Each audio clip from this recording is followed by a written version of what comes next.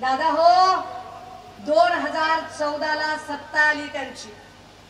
2014 ला डीएपी खताची बॅग होती 400 रुपयाला. डीएपी खताची बॅग 400 रुपयाला होती 2014 ला. 10 वर्षानंतर 2024 उजाडलंय. डीएपी खताची बॅग आता झाली आहे 1500 ते 1700 पर्यंत. हे की नाही, 1500 ते 1700च्या घरामध्ये गेली. 2014 ला कापसाचा भाव होता 4000, सोयाबीनचा भाव होता 4000. आता किती? 4000. कापसाचा भाव 2014 ला 6000 होता. आता ही 6000 आहे. त्याच्याही अंदर येतो 5800, 5700 वगैरे वगैरे. राजे हो, डीएपी खताची बॅग 10 वर्षात एवढी वाढली 1000 रुपयाला डायरेक्ट. परंतु आमच्या शेतमालाचा भाव वाढला नाही. आम्हाला आनंद आहे आणि अभिमान आहे की एकमेव कापसाला 11 ते 13 हजाराचा जो भाव मिळाला, 11 ते 13 हजारच्या दरम्यानचा भाव हा सन्माननीय उद्धव साहेब मुख्यमंत्री असताना मिळाला. त्याचा आम्हाला आनंद आहे. तो भाव आम्ही देऊ शकलो. परंतु तेच पाशा पटेल आता कृषी मूल्य आयोगाचे अध्यक्ष आहेत. ज्या पाशा पटेलांनी कृषी दिंडी काढली होती, पण ते आता शेतमालाला भाव देत नाहीये. 8015 कोटी रुपये एवढा हप्ता सरकारने विमा पोटी विमा कंपन्यांना दिला. पण विमा कंपन्यांनी आमचे विम्याचे हप्ते दिले नाही.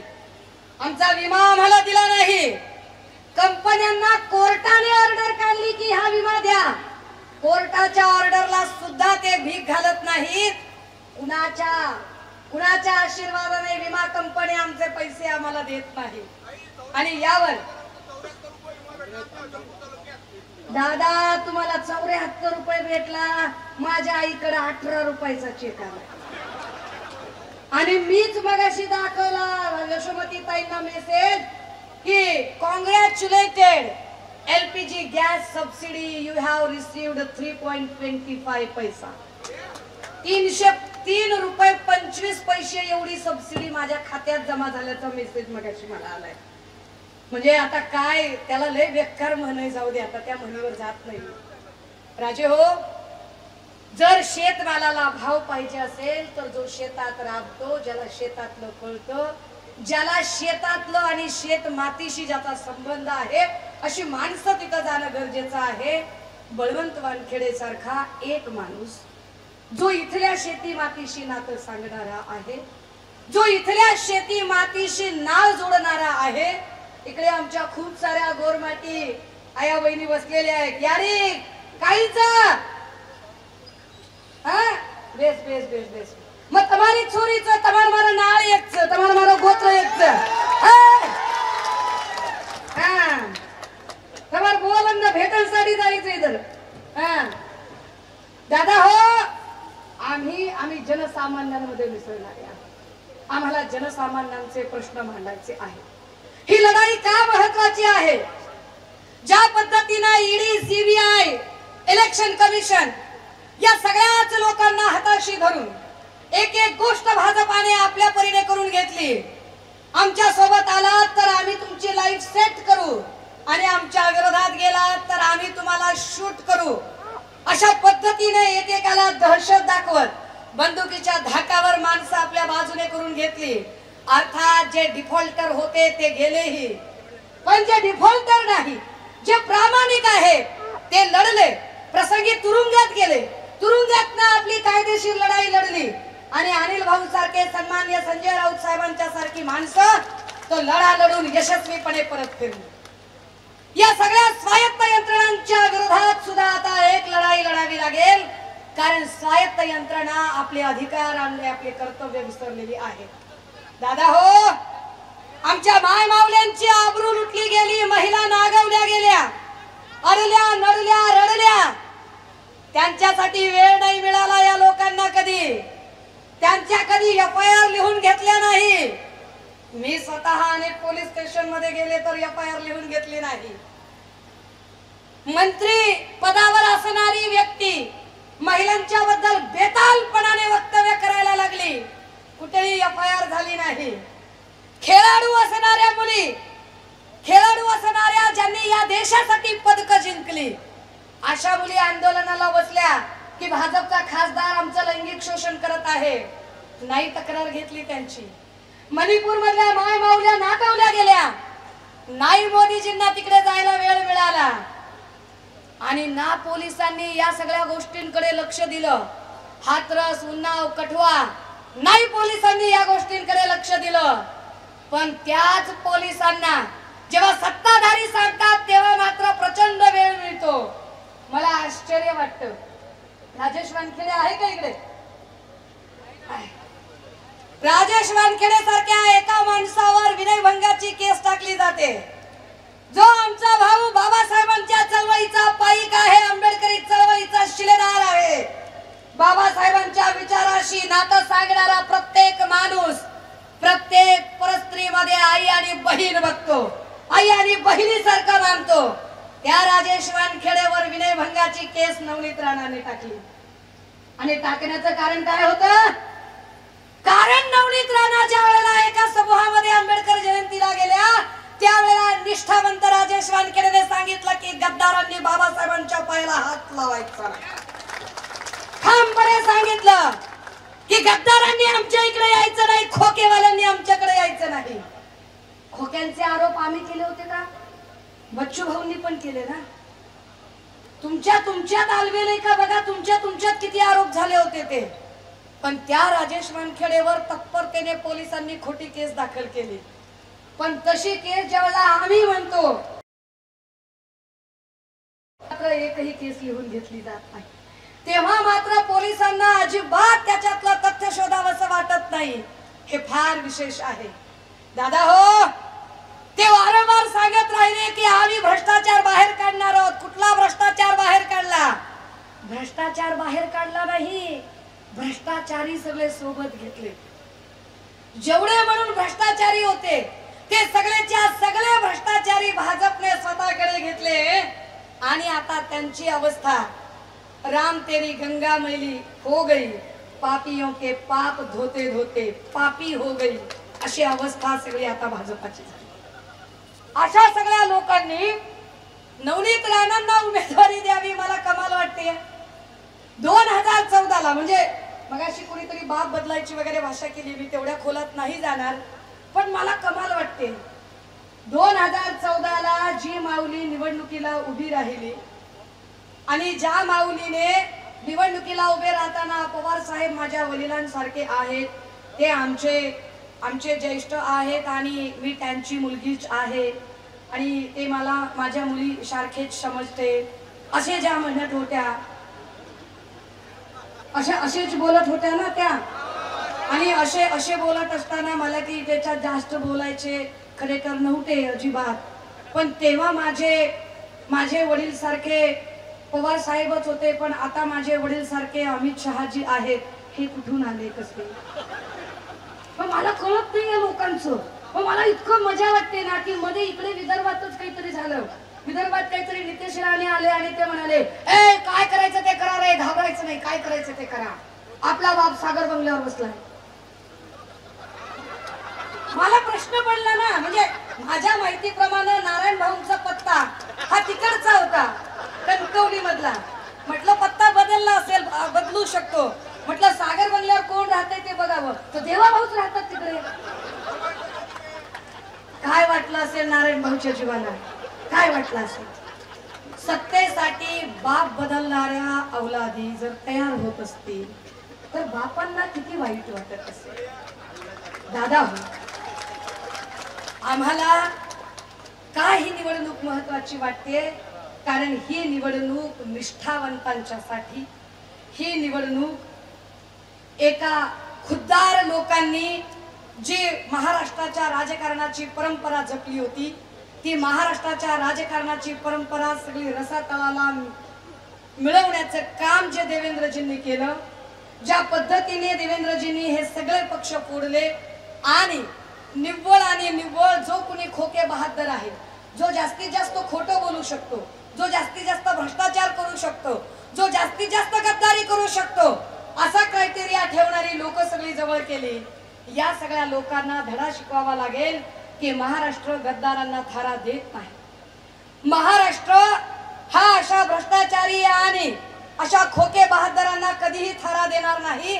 महाराष्ट्र हा न्यायप्रिय आहे, महाराष्ट्र हा तत्वनिष्ठ आहे आणि महाराष्ट्र हा प्रत्येक गोष्टीचा हिशोब लक्षात ठेवणारा आहे.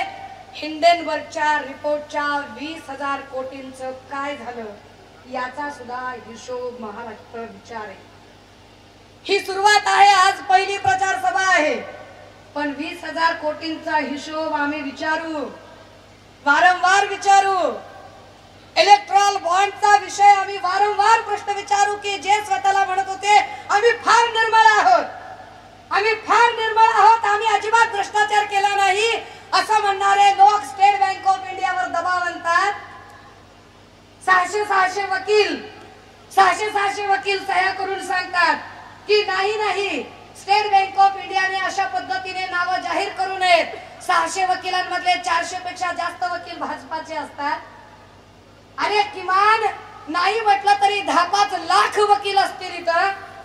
600 म्हणजे अर्धा टक्का सुद्धा नाही. बाकीच्या लोकांचं काय? म्हणजे ज्या लोकांवरती भाजपने ईडीच्या माध्यमातून धाडी टाकल्या. माझ्याकडे आज व्हिडिओ तयार नव्हता म्हणून थांबले मी. अनिल भाऊ 2 तारखेला आपण त्याच्यावरही बोलूया की ज्या लोकांवर भाजपने धाडी टाकल्या त्याच्या पुढे 4 दिवसांनी, 5 दिवसांनी, 8 दिवसांनी त्या लोकांनी लाखो करोडो रुपयाच्या देणग्या भाजपाला दिल्या आणि हे सांगतायत आपल्याला की आम्ही भ्रष्टाचाराच्या विरुद्ध लढू. मुळात भाजपला आणि भाजपच्या सगळ्या लोकांना बघितल्यावर आम्हाला ते एकच गाणं आठवतं, आओ सिखा दूं. आता अंडे का फंडा नहीं, आओ सिखा दूं तुम्हें चंदे का धंधा, ये नहीं प्यारे कोई मामूली धंधा, इसमें छिपा है बीजेपी के सक्सेस का फलसफा. आओ सिखा दूं तुम्हें चंदे का धंधा, गंदा है धंधा, धंधा है गंदा, चंदे का धंदा, इलेक्ट्रॉल बॉन्ड का धंदा. हा इलेक्ट्रॉल बॉन्डचा धंदा जर उघडकीस पाडायचा असेल आणि या सगळ्या लोकांना जाब विचारायचा असेल तर तो जाब तुम्ही विचारू शकता, कारण तुमच्या हातात एक अशी ताकद आहे. दादा हो, 5 वर्षापूर्वी तुम्ही ज्या लोकांनी मतं दिली होती, 5 वर्षापूर्वी तुम्ही ज्यांचे चेहरे बघून वोटिंग केलं होतं, नवनीत राणांना मतं देताना तुम्ही पवार साहेबांना बघून मतं दिली होती. आमच्यातल्या गद्दारांना जेव्हा तुम्ही मतं दिली तेव्हा उद्धव साहेबांना बघून मतं दिली होती. ही सगळी मतं ज्या चेहऱ्यांना बघून दिली त्याच चेहऱ्यांशी बैमानी करणारी माणसं देवेंद्रजींमुळे आपल्यावर ही बोलायची वेळ आली की आमच्या बोटाला शाई लावलाय का चुना लावला नेमका. 5 वर्षापूर्वी आम्हाला तुम्ही शाई लावली का चुना लावला. जर पुन्हा चुना लावून घ्यायचा नसेल तर आपल्याकडे ईडी नाहीये, आपल्याकडे सीबीआय नाहीये, आपल्याकडे इलेक्शन कमिशन नाहीये, आपल्याकडे कुठल्याच स्वायत्त यंत्रणा नाहीये, पण आपल्याकडे बॅलेट बॉक्स मधलं ते एक मत आहे, जे एक मत भाजपाची मुजोरशाही आणि हुकुमशाही उलथवून टाकू शकेल. राजे हो, ही सगळी मांडणी करताना मेळघाटच्या बद्दल आमचे सुधीर भाऊ सांगत होते की ताई ज्या मेळघाटच्या संबंधाने हे सगळं म्हणजे मेळघाट मध्ये जाऊन त्यांनी गाणी म्हटली, सगळं केलं, मच्छरदानी सारख्या साड्या बिड्या काय वापरल्या, अजून काय काय बारा भानगडी झाल्या. मला त्याच्यात आता जायचं नाही. मला लोकांना प्रश्न विचारायचे फक्त, आणि लोकांना प्रश्न विचारताना ते फक्त आणि फक्त एवढ्यावरच प्रश्न विचारायचे आहेत की तुम्हाला लोकप्रिय घोषणा हव्या आहेत की धोरणात्मक, तुम्हाला लोकप्रिय योजना हवी आहे की धोरणात्मक योजना हवी आहे. कारण ज्या अर्थी ते रेशन वाटप करतात, ते साडी वाटप करतात, याचा अर्थ असा आहे की त्यांनी इतकं भुके कंगाल करून ठेवलंय की आपण साधं आपलं रेशन विकत घेऊ शकत नाही.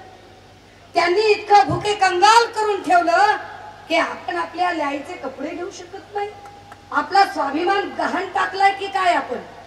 आपला स्वाभिमान अजूनही जिवंत आहे हे जर सांगायचं असेल तर त्यांना सांगावं लागेल ही फुकट द्यायची खुमखुमी आहे का भाजपाला? फार जर भारतीय जनता पार्टीला फुकट वाटप करायची खुमखुमी असेल आणि नवनीत राणांना फार फुकट वाटप करायची खुमखुमी असेल तर नवनीत राणा, तुमच्या आधी काय आम्ही उपाशी मरत नव्हतो. 4 महिने झालं मेळघाट मधल्या लोकांचे तुम्ही साधे पगार करू शकला नाही म्हणून काय तिथले लोक उपाशी मेले नाही. पण तरीही जर फुकटच द्यायची इच्छा असेल तर नवनीत राणांना आमचं खुलं चॅलेंज आहे. नवनीत ताई, मी तुम्हाला साधं एक अपील करते की तुमच्या मनात जर इतके असे प्रेम असेल आणि तुमच्या मनामध्ये इतके जर जीवाला आपुलकी असेल आणि गोरगरिबाची लई कळवळे असेल तर तुम्ही एक काम करा, रेशन बिशनचे नादेले तुम्ही लागू नका. तुम्ही काय करा, अमरावतीतल्या प्रत्येक गोरगरीब लेकरांना, अमरावतीतल्या प्रत्येक गरीब घरातल्या लेकरांना दत्तक घ्या आणि त्या सगळ्यांचं शिक्षण फुकट करून दाखवा.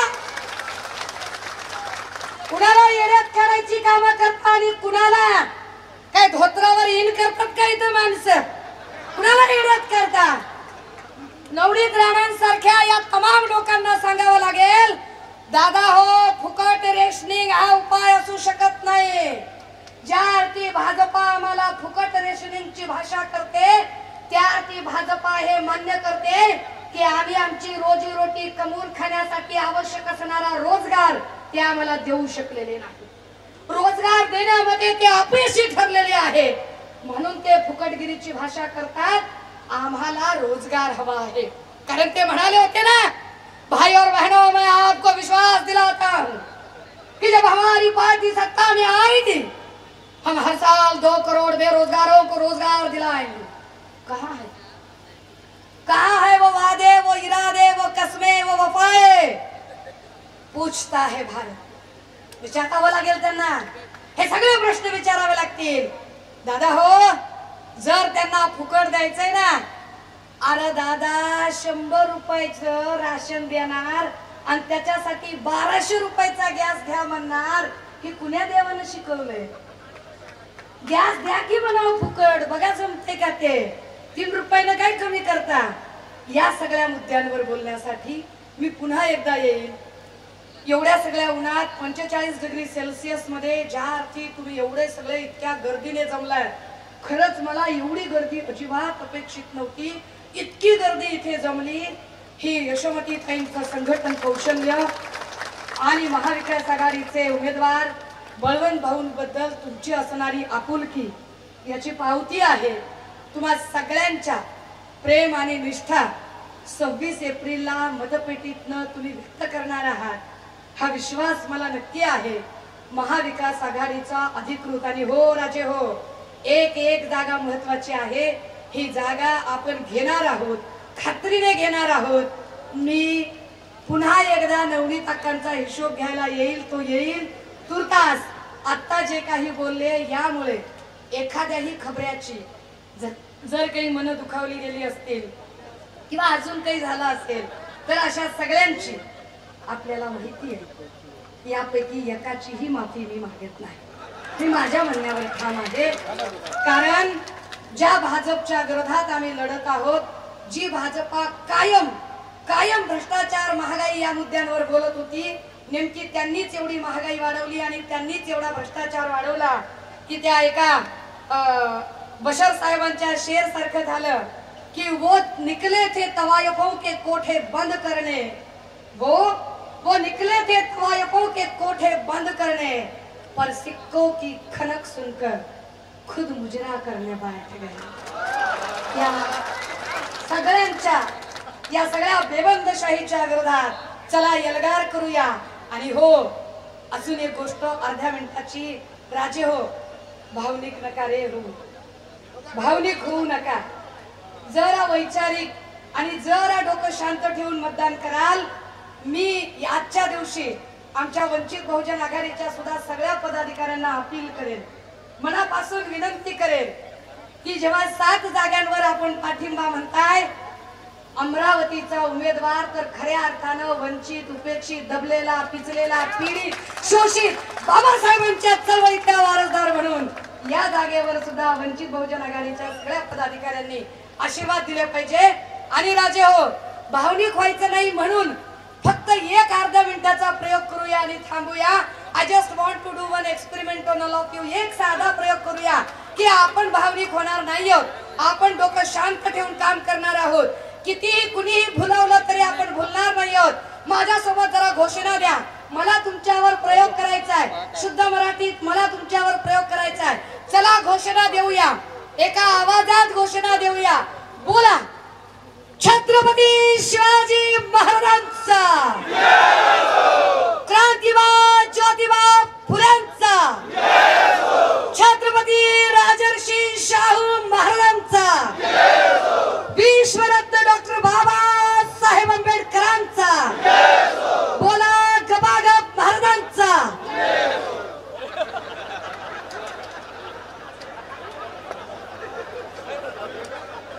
काय म्हणलं होतं मी शुद्ध मराठीत सांगितलं होतं, शुद्ध मराठीत की मी प्रयोग करणार आहे।